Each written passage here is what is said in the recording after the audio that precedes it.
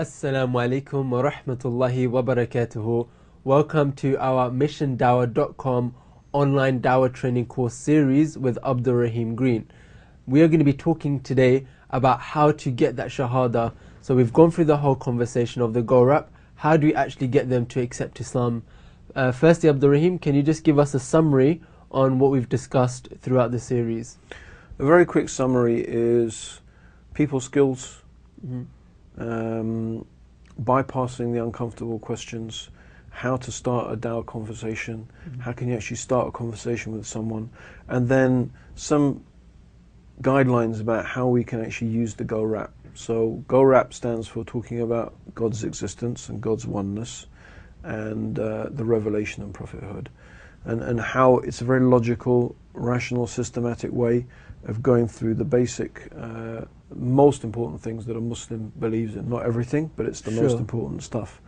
So that's really what we've covered up until now. And of course, the purpose of this is all to lead towards the Shahadah. Yeah. So how do we get the Shahadah? Well, it's a simple question of saying, does that make sense to you? Everything. One of the nice things to do when you're talking to a person is to constantly get affirmation from them. Yeah. So on each point, obviously you get a balance of getting it right. You don't want to say it every second, but you keep saying, does that make sense? Are you with me? Do you agree with that so far? Yeah. Because genuinely, if a person has issues, you want to know about it. Maybe you can clarify them, maybe you can't. But it's good to make sure the person's with you. So hopefully by the time you get to the end, you say, well, this is it. What we're saying is that God has revealed guidance in the form of the Quran.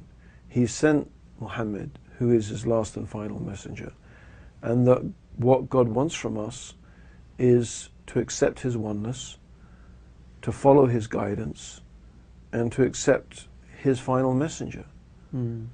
Sure. What if they say, it makes sense, I agree with it all, but I just need to study more. Maybe there's something else out there. Maybe I need to learn a bit more or read the whole Quran before taking the leap. What would you say to that? A lot of these things I judge on a case-by-case basis, because sometimes a person may really need to do that. And again, it's quite a delicate balance between realizing when a person it's just shaitan. The moment this person is going to come close to becoming Muslim, shaitan is coming personally to make sure that he or she doesn't. Or sometimes it's just their nafs kicking in, and it's not really that they need to study more. One of the things that I might say to a person is, look, based upon what you've heard so far, if all of this is true, and this is something mashallah, I heard from some people who took Shahadah. Yeah. And they said, everything makes sense. If I come across something that totally destroys everything that I've come to accept, then I'm not going to stay Muslim anyway. I wouldn't, whatever the consequences, I want to follow the truth.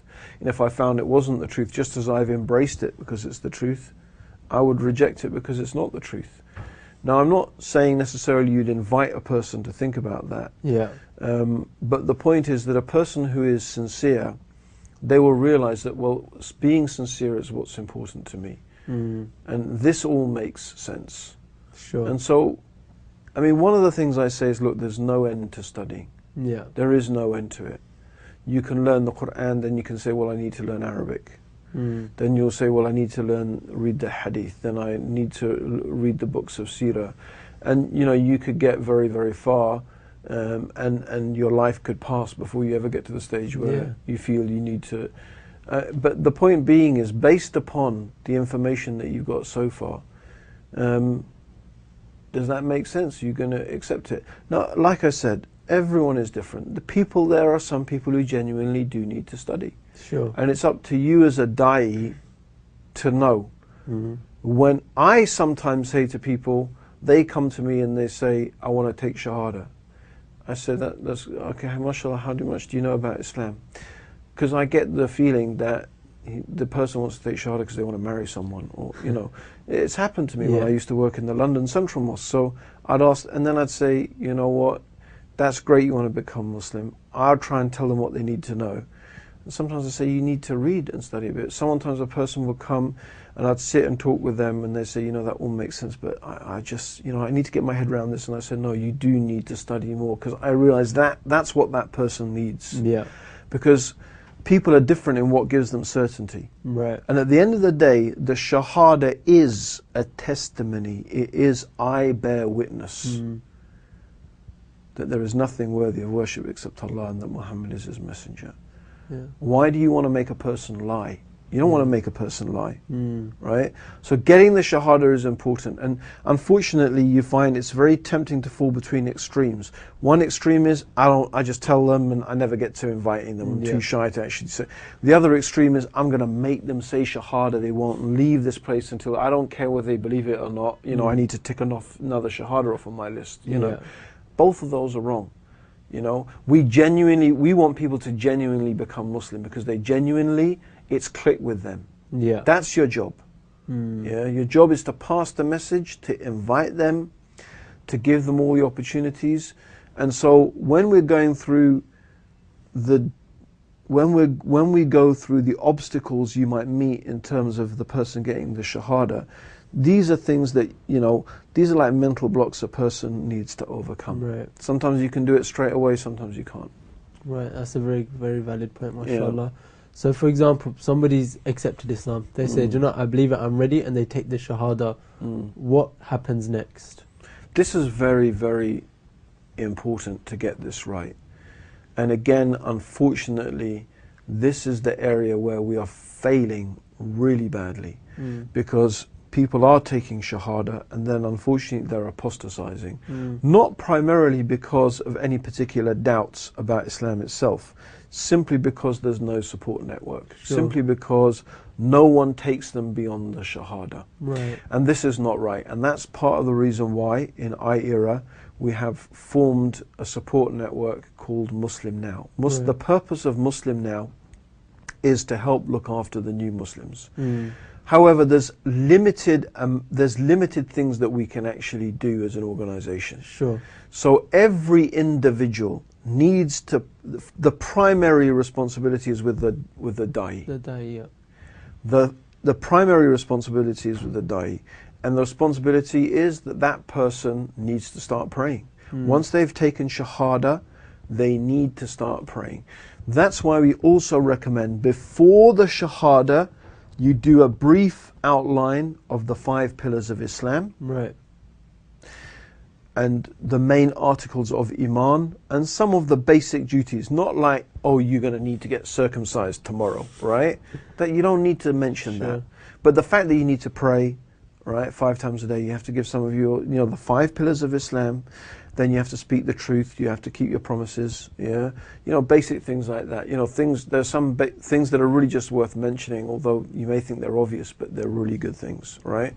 The most important thing is praying 5 times. Usually, if a person prays 5 times a day, everything else will come with it. Mashallah. Everything else will come with it. So I say to everyone giving dawah out there who gets a Shahada, your responsibility is to get that person to pray from the time they take the Shahada. You need to make sure, as much as you possibly can, that same day they start praying. If that means you take them to the mosque, you take them home, or wherever it is, you teach them wudu, whatever it is you have to do, you get them to start praying.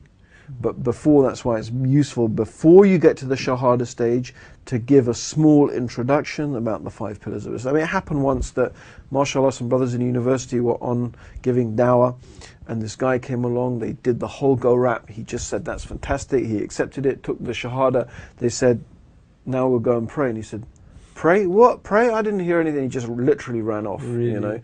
So the thought of any type of actual commitment, just scared him off. So you need to introduce, okay, from that comes, it's not about putting people off, it's just about giving them an honest, viewpoint of, this is what being a Muslim involves, right? Now we want to encourage people.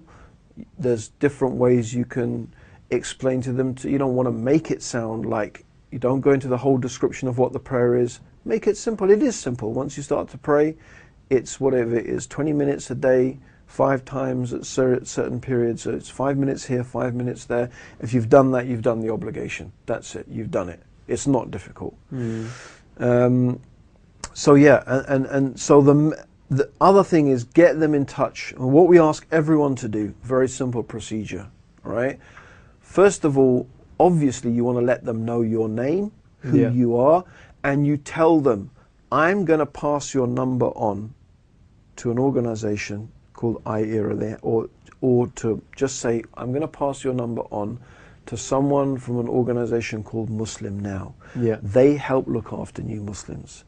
All they're going to do is give you a phone call, offer you some assistance, send you a dawah pack that's going to introduce you, is going to give you basic things about Islam, and just be in touch with you to make sure things are okay.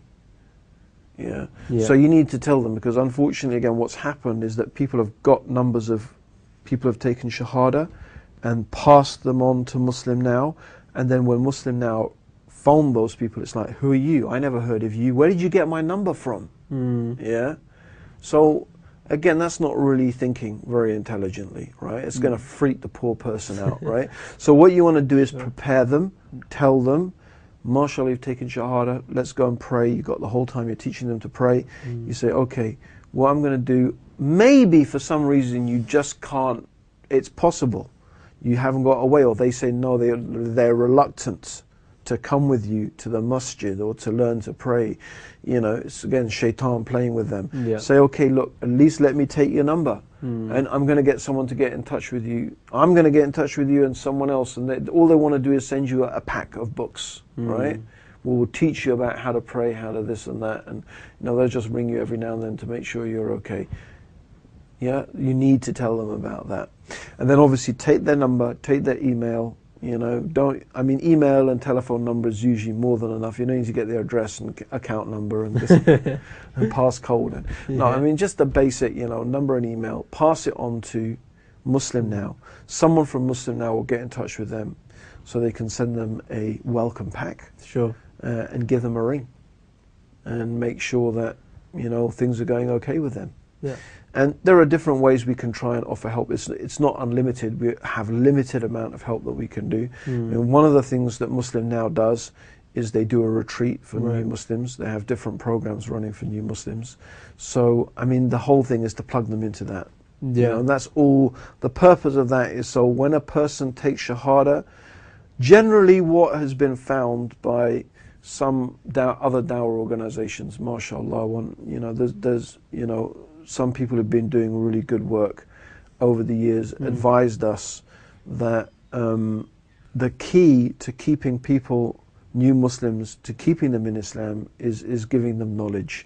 They don't need to be mollycoddled and wrapped in cotton wool and given everything. And anyway, that's just not good for human beings anyway. But the thing they do need to be given is knowledge. Generally, once you've got the knowledge, you'll stick with it. If you've got the knowledge, you'll stick with it. The danger is when you don't have the knowledge. Sure. You got no foundation. You heard this thing, you became Muslim, then you didn't get the support. So I think that's the key thing. Other people do need more specialist help, and there's other organizations that are trying to cater for that. So yeah, that's it really, inshallah. Okay, Jazakallah khair, Abdurrahim. So there we have it. We've gone through the whole goal wrap and also introduced how we can actually get the Shahada and look after the new Muslims. Jazakallah khair, Abdurrahim, for all your time. And as always, Jazakallah khair for watching. Assalamu alaikum wa rahmatullahi wa barakatuhu.